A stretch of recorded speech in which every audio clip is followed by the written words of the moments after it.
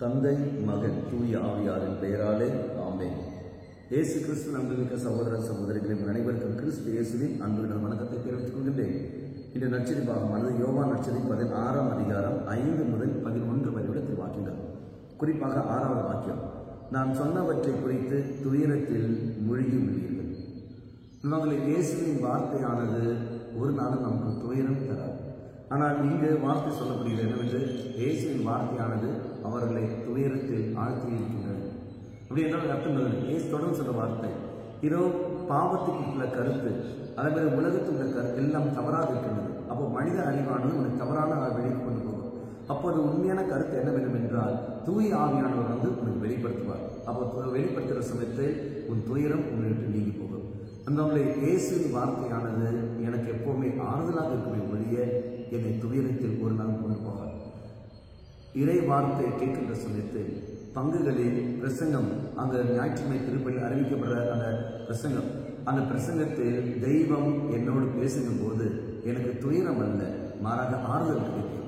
அப்போ என் குற்றங்கள் அங்கு வெளிப்படுகிற சமயத்தில் அந்த பிரசங்கம் வழியாக என் குற்றங்களோ என்னுடைய தவறுகளோ அங்கு தெய்வம் வெளிப்படுத்தும் போது எனக்கு அங்கு வேதனை அல்ல, குற்ற உணர்வு அல்ல, மாறாக மன வருத்தம் ஏற்படும். இங்கு நான் தவறு செய்துவிட்டனே என்ற உணர்வு எனக்கு ஏற்படும்.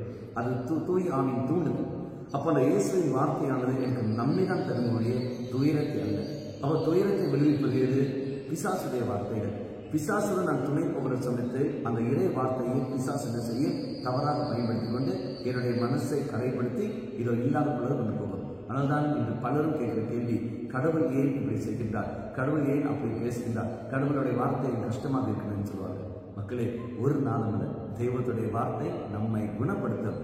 தெய்வத்துடைய வார்த்தை நமக்கு நன்மைதான் தருமொழிய துயரத்தில் முழுகார். அப்போ அதை புரிந்து கொள்ள வேண்டும் என்றால் இதோ தொடர்ந்து நாம் படித்தோம் இல்லையா, பேசுகிற வார்த்தை, ஆவியானவர் உங்களுக்கு வருவார், அனைத்தையும் உங்களுக்கு கற்றுத் தருவார். இதோ இன்னும் சில நாட்களில் நாம் தூய ஆவியானவரை அந்த பெந்தெகோஸ்து விழாவை கொண்டாட போகிறோம். அப்படி என்றால் நம்மை நம் தாயிருப்போம். ஆண்டவரே, அந்த வாக்குறுதியான அந்த ஆவியானவர் எனக்கு தாரு.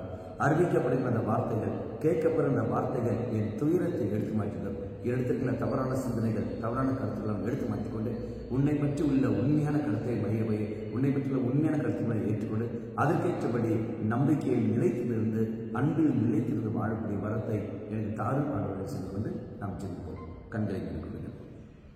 நல்லவனா செய்யுமே, உடைய வார்த்தையானது எனக்கு துயரத்தை அல்ல, நன்மைகளை எனக்கு தரும். அந்த வார்த்தை என்னுடைய துயரத்தை எடுத்து மாற்றும். அது நான் புரிந்து கொண்டு அதுக்கேற்றபடி செயல்பட வரத்தை எனக்கு தந்துள்ளோம். அம்மா மாதாவே, தெய்வ மாதாவே, எங்கள் மாதாவே, என் அன்னையை விசேஷமாக எங்களுக்காக பரிந்து பேசும். ஆமென்.